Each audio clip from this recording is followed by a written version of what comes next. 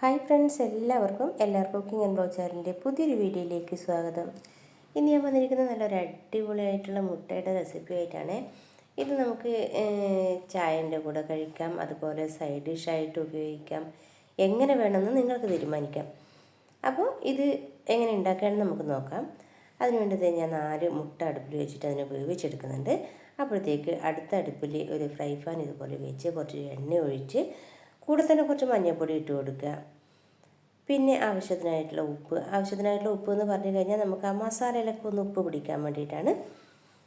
അപ്പോൾ അതും കൂടി ഇട്ട് കൊടുത്തിട്ടുണ്ട്. ഇനി അതിൻ്റെ കൂടെ നമ്മൾ ഒരു 5-6 പച്ചമുളകും കൂടി ഇട്ട്, പച്ചമുളക് ഒന്ന് നടുവ് കൂടെ ഇങ്ങനെ ഒന്ന് വരഞ്ഞു കൊടുത്തിട്ട് വേണം ഇട്ട് കൊടുക്കാൻ വേണ്ടിയിട്ട്. ഇല്ലെങ്കിൽ അതിൻ്റെ അകത്തുനിന്ന് ഈ ഉപ്പും ഇതൊന്നും പിടിക്കത്തില്ല. അതിന് വേണ്ടിയിട്ടാണ്.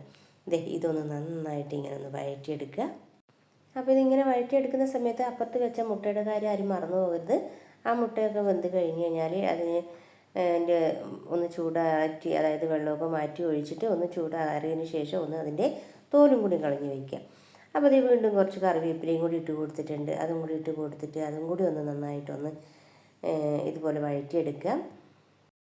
ഇനിയാണ് നമുക്ക് മെയിനായിട്ടുള്ള ഇൻഗ്രീഡിയൻസ് ചേർക്കേണ്ടത്, അതായത് കുറച്ച് കുരുമുളക് പൊടി സാധാരണ നമ്മൾ ഓംലേറ്റൊക്കെ ആക്കുമ്പോൾ അതിൻ്റെ മേലെ കൂടി ഇട്ട് കഴിക്കാറുണ്ടല്ലോ. അപ്പോൾ അതുപോലെ കുറച്ച് കുരുമുളകും കൂടി ഇട്ട് കൊടുത്തിട്ട് ഇപ്പോഴാണ് അതിൻ്റെ കറക്റ്റായിട്ടുള്ള മസാലയൊക്കെ ഒന്ന് റെഡിയായി വന്നത്.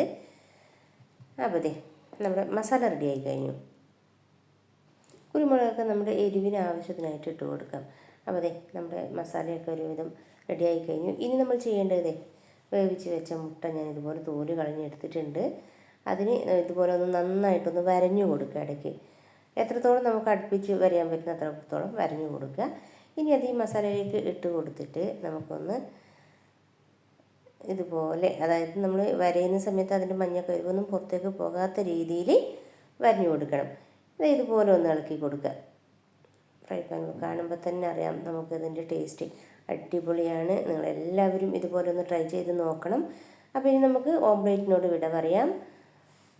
ഇന്നത്തെ റെസിപ്പി നിങ്ങൾക്ക് എല്ലാവർക്കും ഇഷ്ടപ്പെട്ട് കാണുമെന്ന് വിചാരിക്കുന്നു. ഇഷ്ടപ്പെട്ടാൽ ലൈക്ക് ചെയ്യാനും ഷെയർ ചെയ്യാനും അതുപോലെ തന്നെ സബ്സ്ക്രൈബ് ചെയ്യാനും മറക്കരുത്.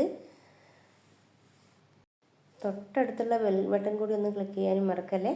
അപ്പോൾ ഇനി നമുക്ക് ഇതുപോലെ അടുത്തൊരു വീഡിയോയുമായി കാണാം. അതുവരെ ബൈ ബൈ.